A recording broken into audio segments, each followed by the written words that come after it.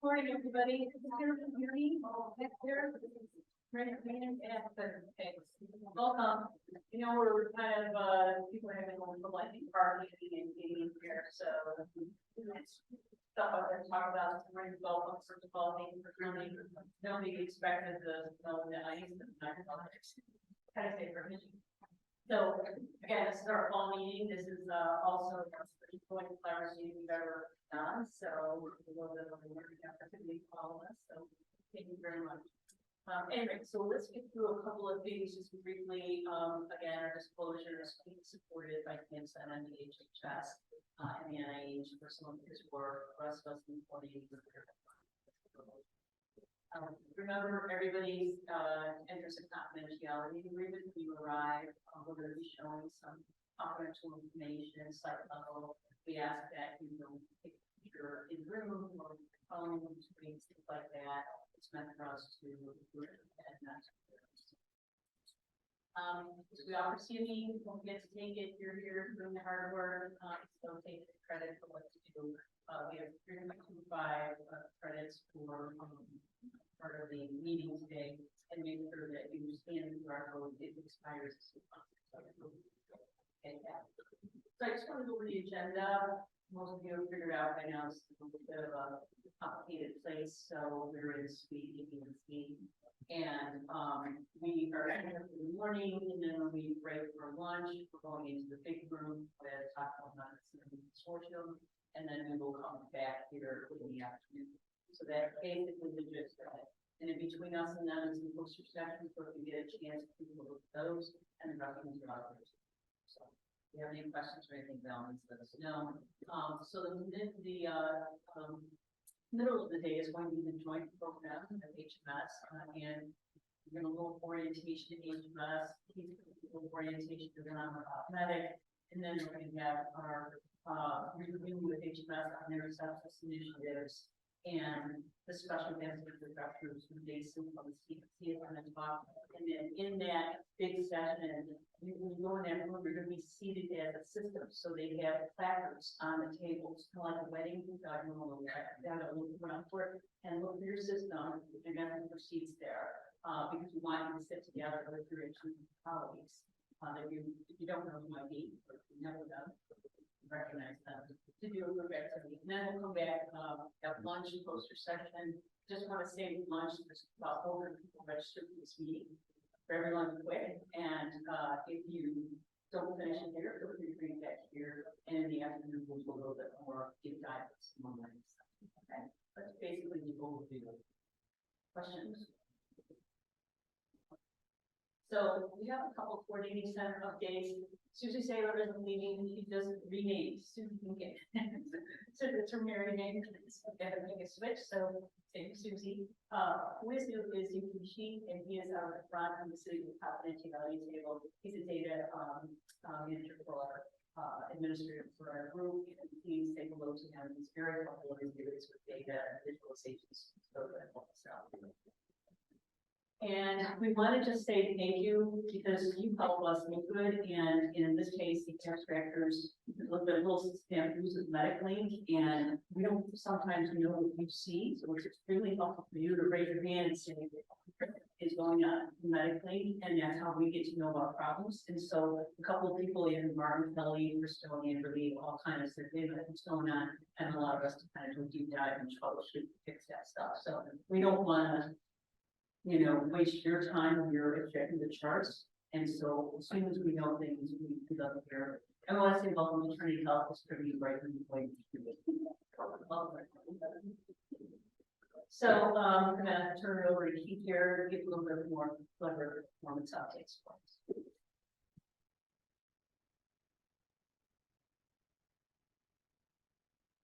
This will be some of the standard things that we really run through at every meeting, just as a reset on our work, reorient everybody to what's going on, and I'll walk through some of the UBR or PPP results too.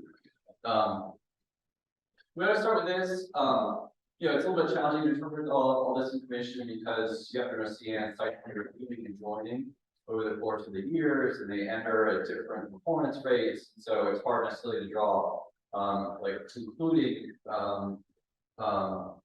conclusions basically about all this, but it's still helpful to kind of see the big picture. So this is performance rates over time by quality initiative.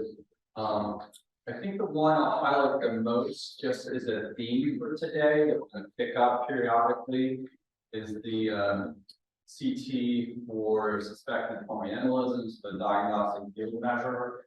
I think certainly we saw some really great improvements, but we've been tailing off in the last couple of years. And so we'll talk about this a little bit more in detail, particularly in the afternoon session, and talk about sort of how we're thinking about this, what we think sort of next steps can look like. So just keep that in mind. But everything else is actually doing quite well. And it's certainly making us feel good, and really it's all because of the work that you guys do. So I wanted to run through kind of the status of the VBR measures. So these are group level measures. This is the value-based reimbursement program. So this is for physician level reimbursements for next year, like Blue Cross. This is one of our measures around adult head injury. Our target is about 55%, so basically in the green zone. Performance is a group by month. We obviously have a data lag that we're always sort of not knowledgeable about, but effectively we've done really well in lightly on target meeting that measure. Similarly, this is the VBR measure for pediatric head injuries. And again, we want to be in the green zone, and it seems like we're on track to meeting that target as well.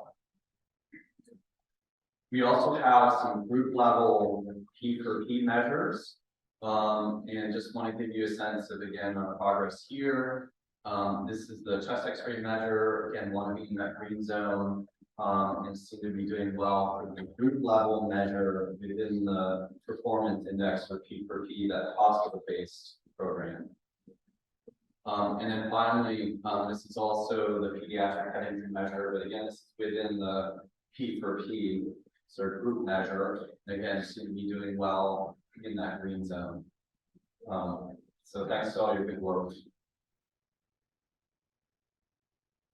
Did want to say a little bit about the smoking cessation counseling work. So this is a voluntary program. Not all your sites are in this. It's still, I think, in the development phase. Effectively, to get credit for meeting the target care, you have to counsel above 10% for any 1 month period over the course of the year. We're showing like the group level in performance on the sort of bottom left corner. The target is over 10%. We haven't done that as a group, but that doesn't mean that there aren't individual sites out there who have been successful here. But just wanted to make sure people also understand, this is also an opportunity and something we're measuring too. And then I wanted to give a little peek behind the scenes on the naloxone work. So this is something that we launched in the data collection phase this year. It will be part of the performance index or P per P measure in 2024. And these are like the early returns on where our performance is starting at baseline.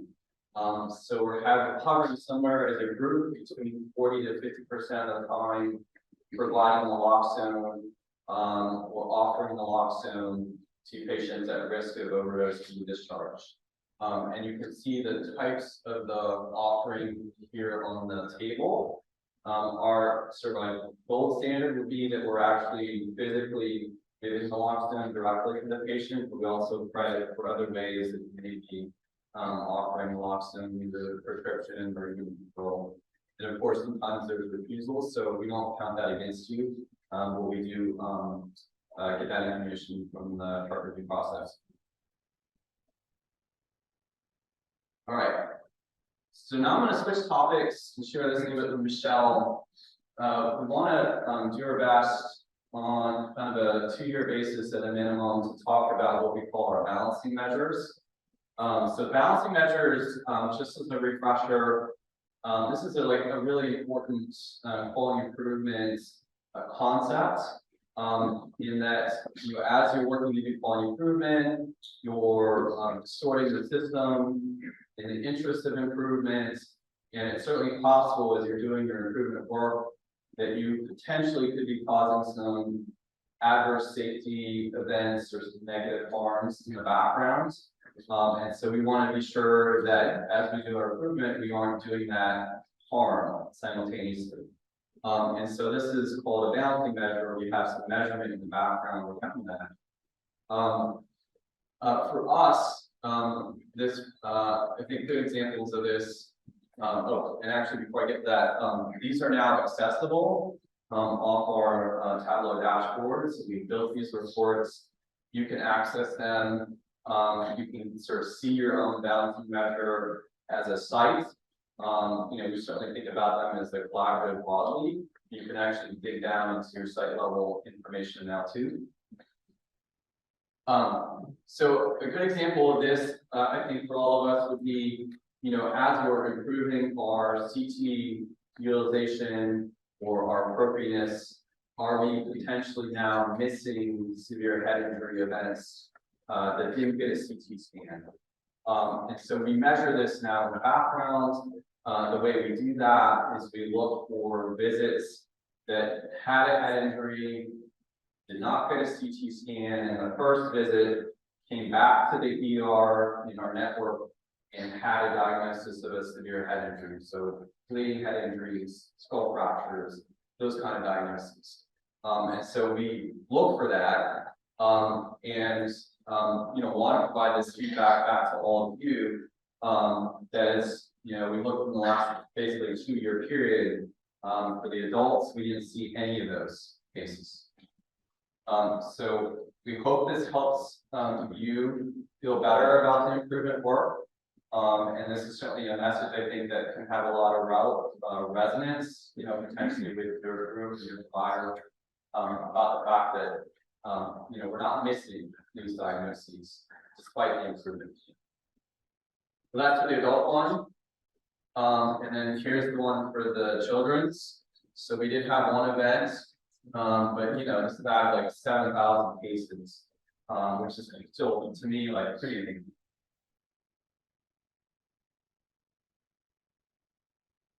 I'm going to talk a little bit about the same way that we do like the chest pain work. So this is a little bit of a different measure. There's something called MACE, which stands for Major Adverse Cardiac Events. These would be return visits for things like an MI. You can see them listed here: cardiac arrest, cardiogenic shock. So basically, patients that are discharged, who are in this low risk category of chest pain, who returned within, this is now a 30-day period. You can argue, it's 30 days even relevant, so maybe it should be a shorter period, but regardless, 30 days. How often that's happening, and again, like extremely low event rates here, 20 events. And to be honest, when we look at this kind of stuff up in the literature, most people are really comfortable even at a rate of like 1% MACE events as considered, within kind of standard of care and best practices. So again, despite our improvement, we're not causing harm, in my opinion. Okay, so I'm going to shift things over to Michelle now. She's going to talk about the pediatric chest X-ray work within this balancing measure framework. They're switching over. I wanted to add a couple of things real quick. So when you look at those balancing measures on Tableau, they are a little bit confusing. Katie is out next month, so feel free to email any of the rest of us and we can help you.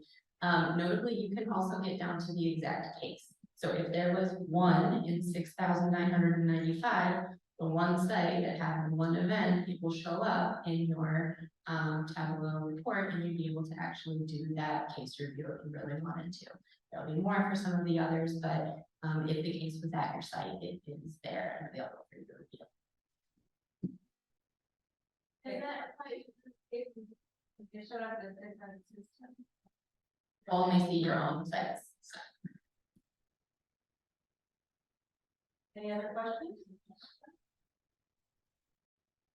Okay, some more good news, in our pediatric asthma bronchiolitis and chronic respiratory bucket, we had 114 over 33,000 cases, patients that didn't end up getting a chest x-ray and came back within 72 hours of pneumonia, which was our diagnosis that we were mostly concerned about, for which chest x-rays were done.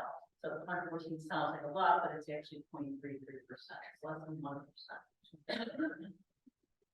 Similarly, we have 13 out of 8,761 cases, which is 0.15% of patients who just had were discharged from the emergency department and then came back in 72 hours with some respiratory diagnosis and were ultimately sent to the ICU where were admitted. So these are very low numbers, okay? So that should be very reassuring. In terms of the whole bucket, asthma, flu, and bronchiolitis, didn't get a chest x-ray and returned to ED, were admitted, the numbers are more like 1.62%. Feels a little bit bigger than like 0.3 or less than 1%, but they vary a bit, and we're going to look at that in a different way in a minute. Remember, this is from November 21 to August, July, August 2023, and involves all sites. Okay, so when you look at somewhat different, you can look at the overall. The left-hand axis looks at the overall admission rates 3 days after the initial event, ED, and the right-hand y-axis looks at the actual chest x-ray rate. And if you look at the dark blue line, basically it's unrelated between 1 and 2%. So overall, while the trend may be up, we'll keep an eye on that. It's still very low, and we're talking about fractions of 1%. So it's actually pretty reassuring. But this is why we do balancing measures, and this is why we keep an eye on that. So this is over time. So over all time, from 2016 to fiscal year 2023, not just this year. Questions about this? Yeah. Do we know if a chest x-ray on return made a difference in disposition, or are these asthmatic who didn't respond and benefited regardless of chest x-ray? Yeah, we don't know. But that's a great question, and maybe something that we on the pediatric committee might want to think about, diving in and doing some of that work. Still pretty low numbers, but yeah.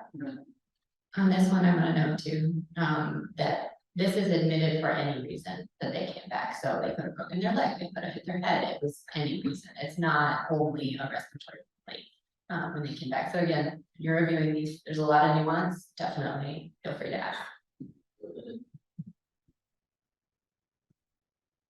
When you put the hard numbers here, it's also reassuring. You've still got increasing numbers as you look at the right-hand side of the trend line, 205. But again, the numbers didn't mean flat varies, right? So we expect some of those numbers to be the denominator.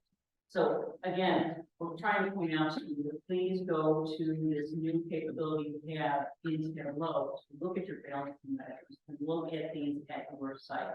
You may have none of these. You may have a lot of them. Maybe it's a site or an area that you can focus in on some of the respiratory work.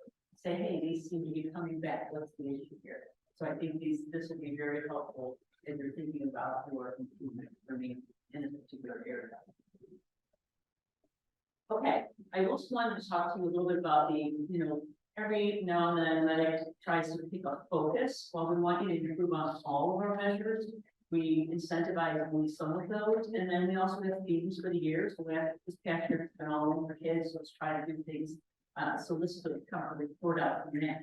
So in terms of our work on pediatric intermediate versus minor head injuries and utilization of the peak harmals, basically I wanted to give you a snapshot from 2020 to current, and we're looking at just the mixed population sites, which is, remember, 85% of kids in America go to a general site, not a children's site, for an emergency department visit. So but we look at this beautiful downward trending year by year dot that is going down in terms of our CT utilization, which is awesome.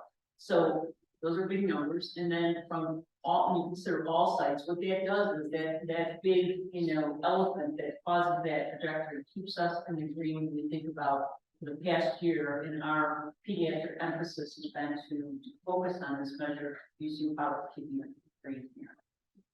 So a little bit deeper dive. We showed you, I think, a little bit of this at the last collaborative white meeting, we're gonna show again.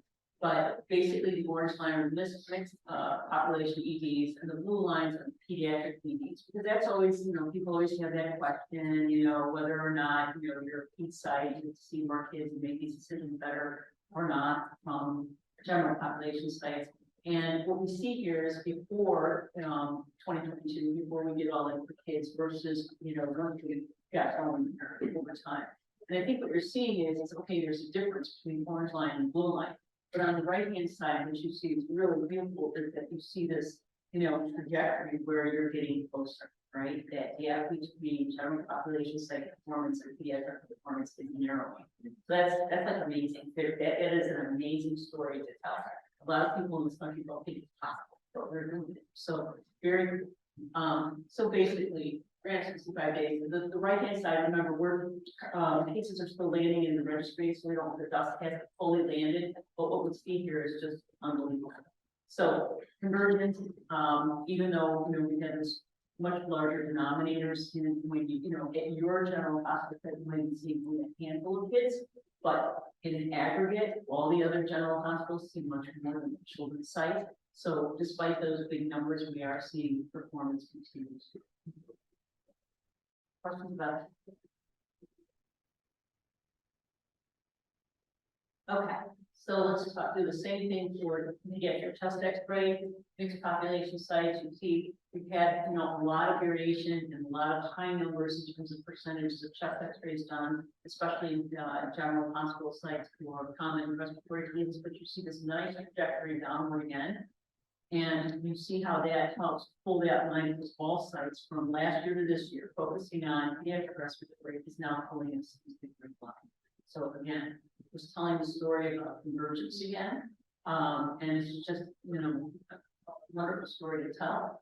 Again, since last November, since we said all in for kids, improve everything, but really, really, really try here. This is the results of that work. These giant gaps that we saw last year to now much narrower. Okay, and remember the chest X-ray utilization, it fluctuates a lot. Remember, because it's a very seasonal thing that we see these trajectories of chest X-ray utilization. Obviously with winter we had kind of crazy last year. If you remember, there was respiratory surgery, kind of all about it, but we continue. So I want to talk a little bit about some things that are happening in Medic and potential collaborations. So we get approached, we are very popular lately. People are approaching us, they're looking at the good work that we're doing. They're very excited about the fact that we're in EDs around the state geographically, that we have partnerships with many providers, boots on the ground, we share openly. So we are easy people to approach and want to do this way. So we're going to talk a little bit about some of the pediatric collaborations that might be coming forward. And so one of these is stuff we've already worked on. If you remember, several of you in the room have worked with me very hard a couple years back on pediatric asthma, trying to figure out, how we move from safe discharge as a measure to more of a process measure, which we currently have as time of steroids. But we got to go back and build on the work that we currently did, really mapped out what happens to asthmatics, what's supposed to happen to asthmatic pediatric patients, and how can we measure this and turn this into some sort of a guideline that can now, you can put a little gas, food and gas and get it moving. So we're going to come back in 2024 and use the pediatric committee, and anybody in this room who's not a pediatric committee, especially from general sites, please, join us. Because what we're going to do is try to come up with, a good module for pediatric asthma, okay, and beyond process. So this is coming, and I just wanted to put it out there to remind you. But this is all already in our toolkit on the website, so there's no surprises here. We'll move from this work, and we'll explore more. And also email me if you're interested. She'll collect your names, and we'll make sure you get communications about meetings and things like that. I want to talk to you about something about pediatric readiness. Not everybody in the room might know about pediatric readiness. Pediatric readiness is a national initiative right now funded by Emergency Medicine for Children. It's a public health initiative. And basically what the concept is that emergency departments should be ready to accept all age patients, particularly children, to come into their ED and be cared for either illness or injury. That's the concept. So a lot of the people in the country have gotten together and came up with, well, what does that mean exactly? You know, is it people, is it processes, is it equipment, is it, you know, standards of care, is it new care pathways, is it quality improvement? The fact is, it's all of those things. So they've developed this survey and includes a lot of different domains of stuff that is related to how to define yourself pediatric readiness. And if you're pediatric focused in the room, there's been some important papers published in the last couple of years from both medical and surgical that the higher scores of pediatric readiness accompany lower mortality in kids in versus.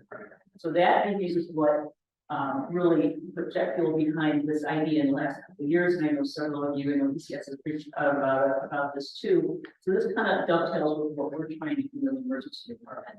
So pediatric readiness folks are available in the state of Michigan. That is really interesting. They have a really good powerhouse right here in Lansing that runs this work. They solicit surveys from, and they get 100% compliance response rates from every ED that they measure, and they get a scorecard of how ready are they based on the different domains. So we're hoping to partner with EMSC and our state leaders to try to figure out how to use readiness, and we would like to pilot some of that work with sites who are interested. And for those of you who are, please let us know either today or contact me or contact Megan, and we'll start exploring that. Nothing's coming tomorrow. We're gonna start thinking about it. So I just wanted to tell you that I think that this is going to have some significant likes, and I would welcome any of your input here. Questions about pediatrics? I'm gonna put one plug here for something else that we're gonna be reaching out to you about related to this. So every hospital as a part of this pediatric readiness survey has a gap report. And it goes through all of the different dimensions of pediatric readiness and how these is being met. Those scores are kept at your facility, and it's not something that we can get elsewise. So we will likely, I will be reaching out to you to ask if you would be willing to share that. We recognize you all might not be the keepers of that information, so I would require directing this to other people, but putting that nugget in now for something that we will definitely be reaching out for.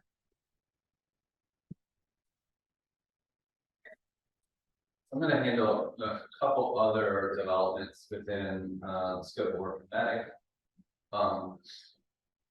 So increasingly, health equity is the priority within the Blue Cross family of CQIs. Medic is one of about 20 of these in that program. It's being spearheaded by a coordinating CQI called M-Shield, which basically is partnering with all the CQIs together to identify how to make health equity, understanding and measuring disparities in care a priority within the quality improvement work and structures. And so we're part of that process. I think for us in the coordinating center, a lot of this has been us wrestling with definitions of things like race and ethnicity within our registry data. As you can imagine, if you can't have confidence in what is being measured, you can't have confidence in what is therefore being measured for quality around things like race and ethnicity. Because we moved a lot of our data electronically, we have probably a different perspective on this than many of the other CQIs and do this as chart review process. We actually get a lot of raw data from the electronic health records, so we can partner in hospitals, but you guys follow that. So as an example, we've got like 500 unique different race and ethnicity variables within what we collect. And so a lot of this is about how you group those together in the ways that make sense. I think the other piece of this is a lot of, I think, self-reflection within health systems and healthcare delivery around what are the right definitions of race and ethnicity to begin with. And probably the gold standard should be self-identification, allowing patients to identify themselves, what their race, what their ethnicity is.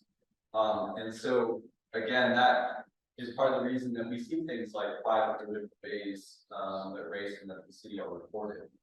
But it requires us digging into that, understanding, like, again, what are those definitions, and getting some help and some guidance around how to do this work. With the short-term goal of basically creating a disparities dashboard on our Tableau reporting. So at a minimum, we can then begin to stratify things like performance by different categories of race and ethnicity. We're in the middle of that work. I think we're going to have something available to all of you within the next couple of months. And then even more long-term is an interest within the CQIs of understanding how to integrate health equity with paper performance. And that will be a future state, maybe in 2025, where we potentially have measures around disparities within our paper performance structures. But it begins first with like knowing what our data sets. And that's where we are right now. Curious, any questions about that? Definitely pull us aside along the course of the day. If you do, and certainly there'll be more that we're going to share with you as we get when this develops. The final topic I want to share with you is something that we're partnering with another CQI called the Michigan Value Collaborative, or MVC. MVC has a little bit of a different structure around their work, in that they're basically a data warehouse of insurance claims information, and they create what are called episodes of care using that data. An episode of care is basically a trigger event, traditionally like an inpatient hospital stay or a surgery, or say like a hip replacement, that you then follow for 30 days within those claims information to understand differences in resource use, differences in spending within those episodes of care. The advantage here is you get to see the complete course of care. You're not just segregated on what happened in the hospital, but you also understand all the things that happened in the post-acute care setting. Did they go to a nursing home or not? What the spending was like? Did they return to the hospital because of readmission? Those kind of things. So using that framing, we actually created what are called ED episodes. So events triggered by an ED visit, coming with a heart failure exacerbation to the emergency departments. We follow you for 30 days. What does that look like? What are spending differences there, or variations by hospital and health system around that? We've created a number of these. I'm only just introducing this kind of like an entree. We're going to talk about this, one of the clinical champions call in more detail coming up. We'll have folks with MVC come and share better details about like how these were constructed, what it's showing us, for us to learn a little bit more about how this may be used. So that's nothing more long range than that at the moment, more just some work that we're developing also with MVC.